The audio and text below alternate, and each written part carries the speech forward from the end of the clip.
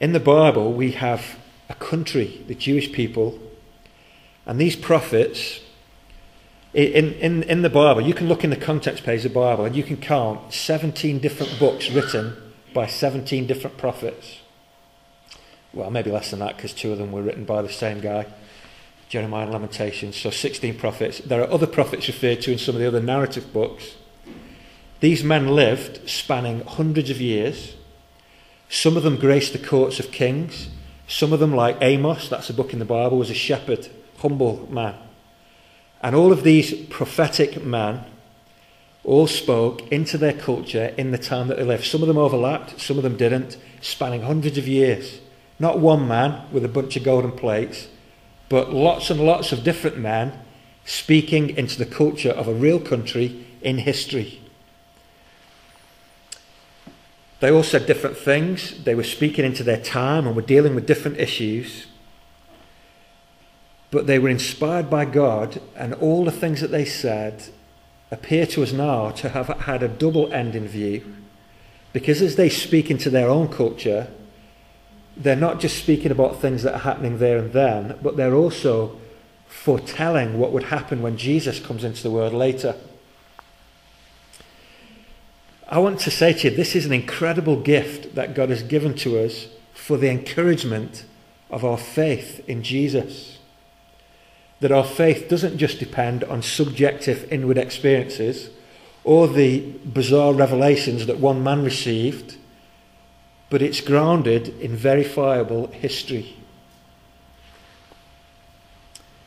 I want you to notice too that Peter adds here for us that these prophets, although they were intelligent and they wrote down and spoke what God told them to say and speak and write, they didn't fully understand how what they were saying could possibly be fulfilled one day. It's like they're straining their eyes to see through the fog into the future, and they're saying what God wants them to say, but they're wondering all the while, what on earth is this pointing to? How is this going to be fulfilled? How is this all going to hang together? And they couldn't see beforehand how that was going to be fulfilled. I don't know why, but this makes me think of a magician doing card tricks. I don't know if this is a good illustration, but I'll say it anyway for what it's worth. Imagine I was a magician and I said to you, I've got a deck of cards here, I've picked a card and I know what it is, I'm going to put it in my top pocket. And I gave all of you another deck of cards and I said to you, I want you to pick the card that matches the one that's in my top pocket. How many people do you think would get that right? Probably none. Maybe luckily one. What Peter's saying here is these prophets didn't know what they were saying was referring to in the future. God does.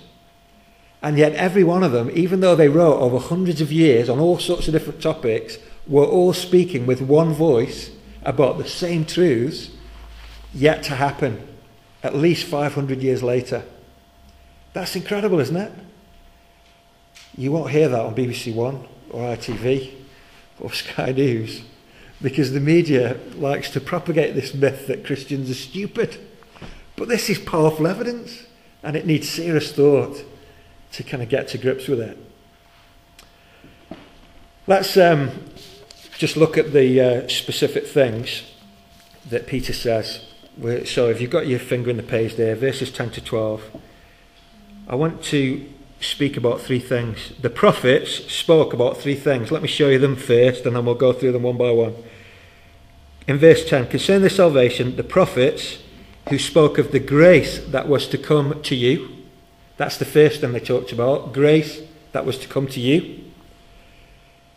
They also tried to find the time and circumstances, verse 11, to which the Spirit of Christ in them was pointing when he predicted the sufferings of Christ. So grace that was to come to you, the fact that the Messiah would suffer when he came, and the third thing at the end of verse 11 is that they spoke about glories that would follow. You see that? 3 things. Grace to come to you, a suffering Messiah, and glory to follow. That's the 3 themes that the prophets engaged with. So let's have a look at this very quickly. First one, grace to come to you. We just sang Amazing Grace. It's not what you do when you have your tea and you say grace. It's not what ballet dancers do, move with great grace. This word grace is a great Bible word. And the idea behind this word grace is the idea of undeserved kindness. God is surprisingly and amazingly and extravagantly generous to sinful, broken, failing people. The idea behind the word grace is God not treating us as we deserve to be treated. He doesn't have to be like that, but he is like that. Nobody forces him to be like that. It is all of his own free nature. God is a gracious and a kind God. And rather than obliterating this broken, fallen, sinful world, God prefers to be at work within it. And his business is being gracious to people who don't deserve it. That's the message of the Bible. The key thing here for Peter as a Jewish man, don't forget he's a Jew as well, is who is this grace for? This is what the prophets were engaging with. Is it just for Jewish people? Because after all, the prophets were Jewish. Peter's a Jew. The Old Testament scriptures are for the Jews. Is this just for Jewish people? And if you're not a Jew, you're outside of this grace and kindness from God? Well, the answer to that is no, isn't it? If you're making notes, here's a couple of references for you. There's another letter in the Bible, Titus in the New Testament, chapter 2, verse 11. Paul speaks there of the grace of God that appeared, bringing salvation to all men, not just Jewish people. And we could go to Ephesians chapter 3. I can't remember this one off by heart. Ephesians chapter 3. This is what Paul says. He's another apostle like Peter. He says, "Surely you have heard about the administration of God's grace that was given to me for you. That is, the mystery made known to me by revelation, as I've already written briefly. In reading this, then, you'll be able to understand my insight into the mystery of Christ, which was not made known to men in other generations, as it has been now revealed by the Spirit to God's holy apostles and prophets. This mystery is that through the gospel, the Gentiles, that is non-Jews, are heirs together with Israel, members together of one body, and sharers together in the promise of Christ."